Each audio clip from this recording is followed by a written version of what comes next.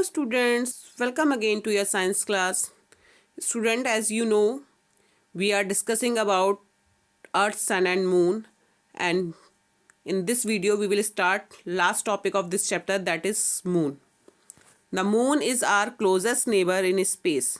It is about 3,84,400 kilometre away from the earth. Moon हमारा सबसे पास का नेबर है, सबसे पास वाला पड़ोसी है स्पेस में, क्योंकि स्पेस में और भी बहुत प्लैनेट्स हैं, लेकिन सबसे पास क्या है हमारे मून. और अर्थ से कितना दूर है? 3,84,400 kilometre. Moon has no light of its own. आप सभी जानते हैं मून की अपनी लाइट नहीं है. कैसे चमकता है? सन की लाइट से. It appears bright because it reflects the light from the sun. The moon seems to change its shape every day. Students, if you have seen the moon and observe कि daily moon की different different shape होती है, तो इसका क्या मतलब है? Moon अपनी शेप डेली चेंज करता है? No. Now let's we read about क्यों हमें मून की डेली अलग अलग शेप दिखाई देती है. This is because at it travels around the earth, different parts of the moon are lit up by the sun's light.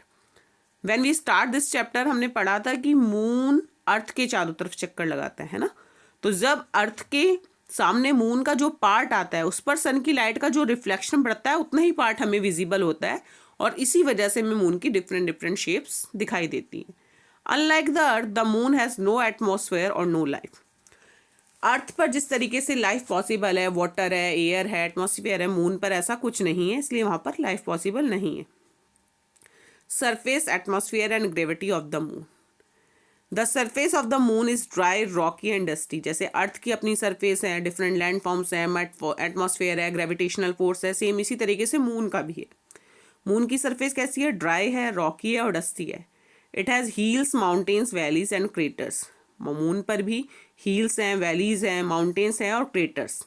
Craters एक new word आया है. And what is craters? Craters are created by hitting of the heavenly bodies like meteoroids on the moon surface. Craters moon की surface पर big holes को बोला जाता है. और ये बिग होल्स किस वजह से बनते हैं? जो हेवनली बॉडीज़ हैं, मीटरॉइड्स वगैरह हैं, जब अर्थ की मून की सरफेस पर ये बहुत ज़्यादा फोर्स से टकराते हैं तो मून की सरफेस पर बड़े बड़े गड्ढे बन जाते हैं, जिनको क्रेटर्स बोला जाता है. Soil of the moon is dry and is made up of small pieces of rocks. Moon की सॉइल कैसी है? ड्राई है और रॉक्स के स्मॉल पीसेस से बनी है.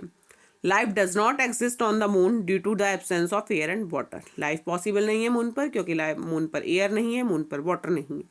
As there is no air on the moon, no sound can be heard there. If you remember properties of air हमने पढ़ा था. Air carry sound. Air sound को कैरी करती है, लेकिन मून पर बिकॉज एयर नहीं है, that's why we can't hear anything. हमें कुछ सुनाई नहीं देगा. The temperature of the moon also change very quickly. Moon का टेम्परेचर भी बहुत जल्दी चेंज होता है. Moon is very hot when the sun shines on it. Moon बहुत ज़्यादा गर्म होता है जब सन की लाइट का रिफ्लेक्शन इस पर पड़ता है. On the darker side it is very cold. और जिस पार्ट पर मून की लाइट का रिफ्लेक्शन नहीं पड़ता है, मीन्स जहाँ अंधेरा होता है, वो कैसा होता है? ठंडा.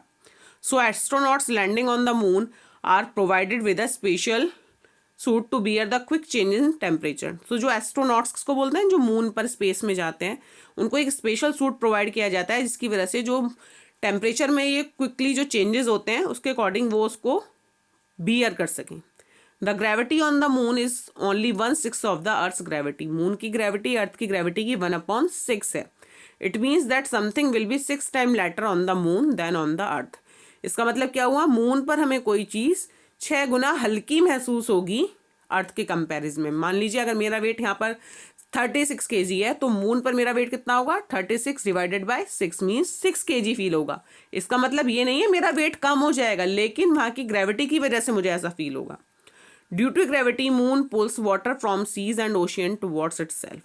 और मून अपनी ग्रेविटी की वजह से सीज के और ओशियंस के पानी को अपनी ओर खींचता है. इसको क्या बोलते हैं? This is called Tide.